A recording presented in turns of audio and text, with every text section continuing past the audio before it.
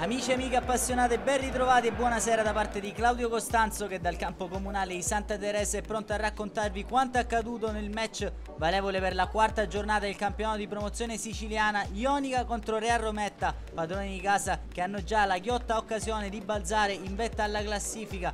Real Rometta che di contro però vuole sbarrargli la strada e dare continuità al buon punto il primo stagionale ottenuto nell'ultimo turno in casa con linee di Mister Bianco.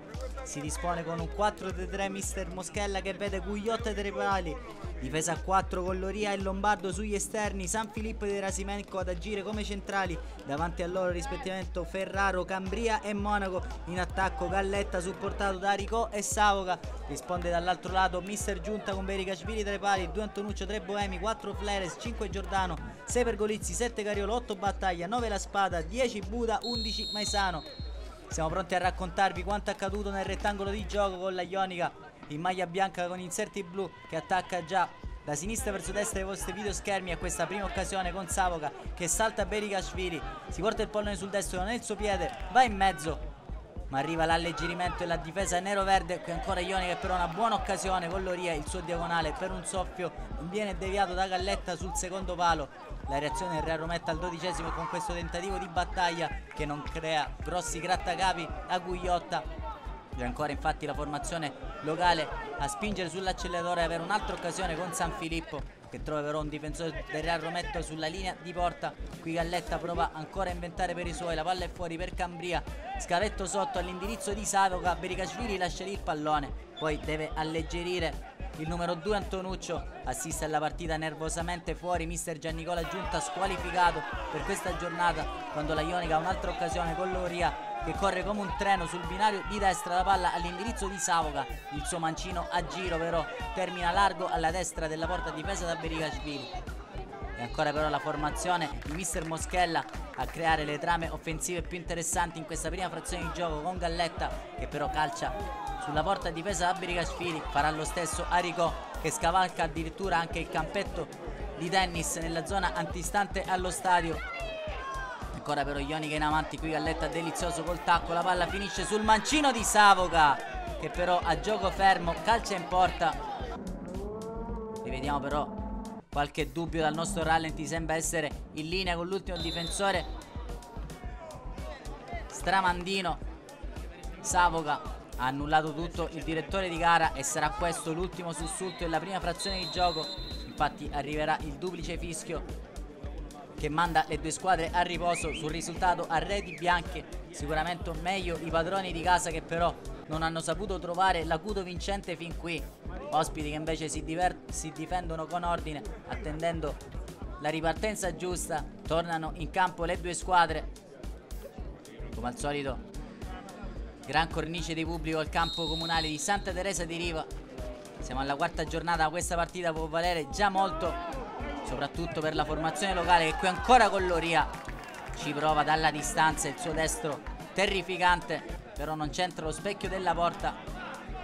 Qui lo stesso Loria ha una buona occasione in ripartenza, viene fermato però ancora una volta dal direttore di gara che anche in questa occasione però viene smentito dalle nostre videocamere. Arriva anche il primo cambio con Mister Moschella con Cambria che lascia spazio a Marchiafava, passa un 4-2-3-1 l'allenatore della Ionica con Aricò ora dietro la punta e Savoca e Marchiafava a fare da esterni. Qui percussione della formazione in maglia bianca conclusa però da questo destro debole di Ferraro.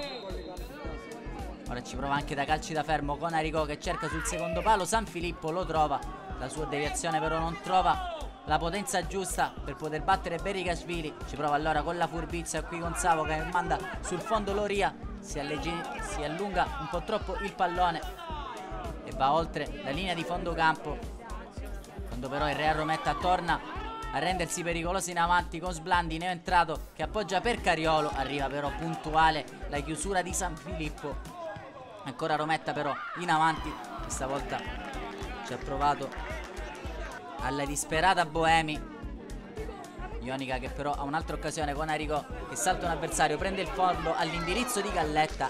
Anche il suo tentativo di testa però è centrale e non crea grattacapi a Bericashvili che fino a qui non ha dovuto fare degli straordinari interventi e vede la sua porta inviolata. farà lo stesso sul tentativo di Marchiafava di lì a poco. Prometta che però ancora una volta in ripartenza può colpire la Ionica. Arriva però la chiusura, il ripiegamento di Monaco e si prende gli applausi del campo comunale di Santa Teresa. Anche Erasimenko che lascia spazio al compagno La Forgia. Ora è attrazione iperoffensiva la Ionica, che rischia anche di lasciare spazio ai contropiedi avversari. Qui una buona occasione in 3 contro 2 la formazione del Rometta, con Cariolo però non la gestisce al meglio. E Ionica allora che può rifiatare e andare ancora una volta in avanti per il forcing finale. Arrigo riesce a mettere la palla in mezzo, sul quale spunta Galletto. Il suo mancino però deviato termina in corner. Clamorosa occasione, forse la più importante per i padroni di casa fin qui. Ne hanno un'altra di lì a poco con questo calcio di punizione di Ciccio Monaco, che va sulla barriera, altissimo, non c'entra lo specchio della porta, difesa da Berikashvili. Ionica che prova allora anche a crearsi le occasioni con Marchiafava che viene tra le linee. Il suo mancino questa volta è mandato in corner dagli sviluppi dello stesso sul secondo palo, e Savoca, forse veramente per l'occasione più importante della partita, a svettare più in alto di tutti. Termina largo però il suo tentativo. Siamo nei minuti di recupero, quando la spada però del Rometta ha ancora la forza di andare in percussione centrale, scarica il destro. Gugliotta coi pugni lascia lì il pallone, lo stesso la spada a raccoglierlo e poi riesce ad allontanare la difesa della Ionica. Termina così a reti bianche la gara tra Ionica e Real Rometta. Un punto alla fine, risultato giusto per quanto mostrato in campo. Pallino del gioco che ha avuto in mano la formazione locale. Ospiti che si sono difesi con ordine e hanno saputo ripartire nei momenti giusti. E allora anche per quest'oggi da Claudio Costanzo è tutto e vi ringraziamo. Un saluto e alla prossima.